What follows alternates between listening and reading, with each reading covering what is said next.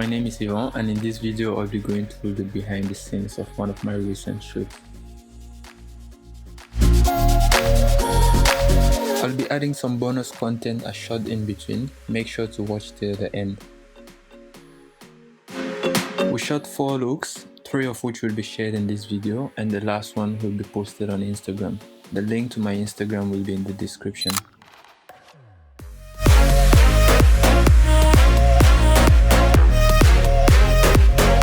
My key light on this shoot was the Godox AD600 Pro paired with the EZ Glow softbox.